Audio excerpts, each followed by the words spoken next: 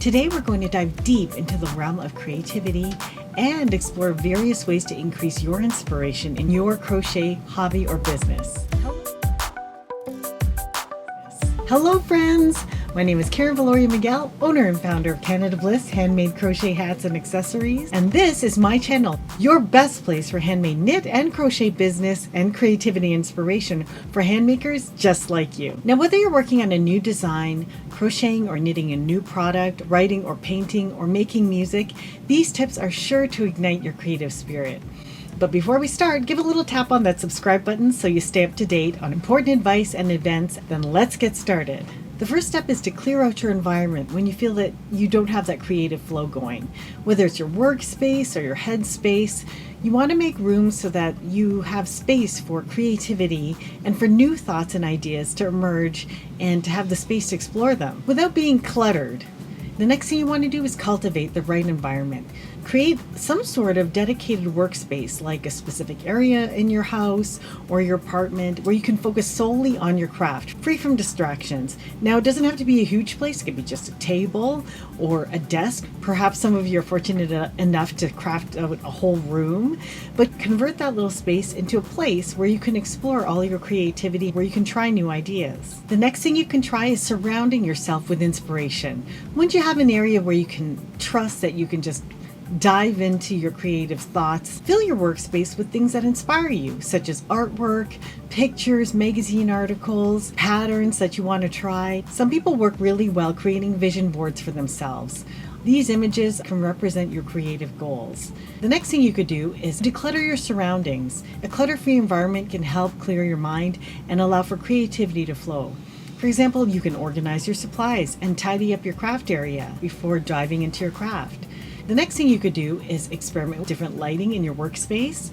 Different lighting setups can create different moods, and it can also stimulate your imagination. I know with bright lighting, I feel more energetic. For example, you could use bright lights to feel more energetic and more active when you're cranking out a pattern, or maybe use soft warm light when you're trying to be more creative or you're working out a creative idea. Crafting out your atmosphere in a bright or natural way enhances focus and clarity. Another thing you could try is seek natural surroundings.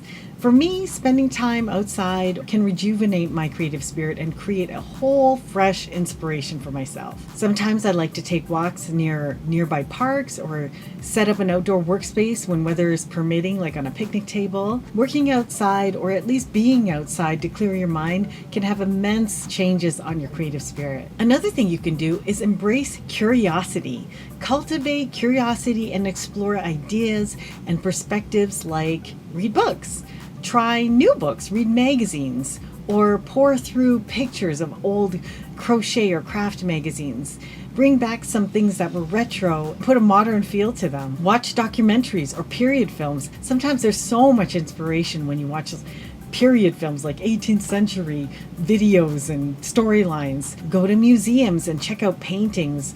Look at different mediums of art that you never usually look at. These explorations can expand your horizons. Also, practice mindfulness. I love a good hike or some yoga or maybe running. Being present in the present moment can really enhance your creativity and improve your focus, like meditation or deep breathing before you start your creative sessions. It'll clear your mind and also allow yourself to be a little bit more relaxed. Another thing you could try, which is a little bit off the beaten path, is reflect and embrace on some challenges or failures you might have had and look at them as learning opportunities. Don't be afraid to make mistakes. They often lead to new learnings. For example, experiment with different techniques. Even if you're unsure about the outcome, if you haven't already watched my video on overcoming fear, check this link out. There's no harm in learning from your mistakes and working through fear instead of allowing fear to stifle your creative experience. The next thing you could do is set realistic goals for yourself. Break down your creative projects into manageable tasks to motivate yourself, and then track your progress. For example, instead of aiming to write an entire chapter of a new ebook that you are writing, maybe you're looking to get at least 2 solid ideas written out, and then go from there. If you feel like you have enough creative energy or insightfulness to keep going, perfect. If not, there's no reason why you shouldn't take a break. Set goals for yourself and commit to it bit by bit, and over time, you will complete your project. The next thing that I know I love doing is celebrating small victories. For example, whenever I hit a milestone with my channel, or if I complete a project, I make sure to acknowledge and reward myself for completing a milestone. For example, I might treat myself to a favorite snack, or maybe set my sights on a day at the end of the week where I'll take a day off, or I'll carve out some time to actually relax. There's no harm in giving yourself a little bit of a treat or rest and relaxation after a challenging project. Another thing you could try is expanding your creative sources of inspiration, kind of like artistic cross-training, like engage in activities outside your own craft. Like if you're a crocheter, why not try painting or drawing or sketching, illustrating, or writing out stories. Broaden your creative range. For example, you could attend art exhibitions, music concerts, or join a book club. You could try your hand at photography and discover new techniques. Then you develop a new ability that might help you in your business in taking your product photos. Or it may just be an enjoyable pastime that you can do in between your big projects. Another thing you could try is collaborate with other creative people. Engage with like-minded individuals that can inspire your ideas and provide feedback. For example, join an online community or attend a local meetup. Connect with fellow artisans and interact as much as you feel comfortable. Learn from other disciplines. Another cool way to expose yourself to cross-training your artistic abilities is exposing yourself to different cultures. Different cultures that can fuel your creativity and introduce new artistic traditions and perspectives into your repertoire. Plan a trip to a destination that is known for its culture, like an Amish community, or to another country, or look at photography books or travel books about other cultural heritages and just immerse yourself in the colors and the scene. There's so much to be learned from other cultures. Throughout all of this, don't forget to nurture yourself. Nurture your self-care, take care of your wellness, prioritize taking care of yourself physically and mentally. Your mental and physical well-being ensure a healthy creative process. Make sure you get enough sleep and eat nutritious foods. I know that when I am completely tired, the first thing I'll do is clear out all the junk and make sure that everything I put in my body is providing energy and nutrients to myself.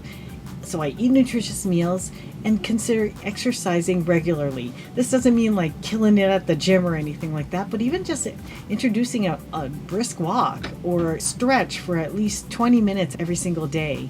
Or get on that treadmill for just 10 minutes until you feel more comfortable increasing that time. Getting your body matching up with your mental energy is one of the best places to align yourself and get those creative juices flowing. And the only way to consistently get those creative juices flowing is schedule it into your calendar.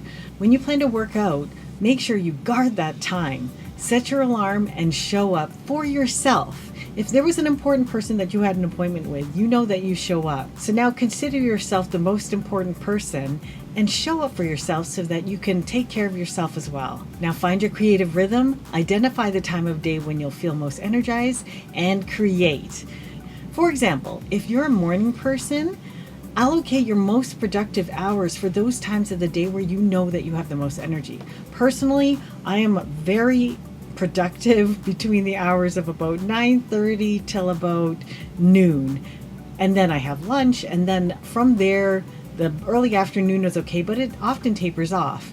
If I'm going to do anything really utterly important, I try to schedule it for the morning. The other thing that you could do for yourself is take breaks. Allow yourself regular breaks to prevent burnout and maintain a fresh perspective on what it is that you're working on. There's nothing more destructive than being utterly tired and trying to evaluate whether something you've done is good, because you feel discouraged because you physically feel tired. Try and incorporate rest or short walks and stretching and exercises in between your regular work routine. And if you get into a situation where there's no option but to just keep plowing through, but you feel a little bit tired, try listening to music in different genres. Music can evoke really powerful responses from yourself. It ignites your emotions and it ignites the influence of your creative flow. Try different genres that you haven't listened to before. I find that classical music, I know classical, some people feel like they want to fall asleep to it, but for me, when I listen to classical music, my head is ignited and then I can just keep working through it. And then words don't end up distracting me. Or sometimes if I want to stay energized, I'll sing to songs that I know the words to if I'm just plowing through a lot of crochet. See what type of music works for you. Friends, if you're enjoying some of the tips that I'm providing, I hope you'll hit that like button and subscribe. Remember, creativity is a journey and it's important to find out what works for you. So experiment, take risks, and never stop exploring. Don't forget to like, comment, and subscribe. And friends, I hope you have a healthy, safe, and happy handmaking life. Bye now. I'll see you next time.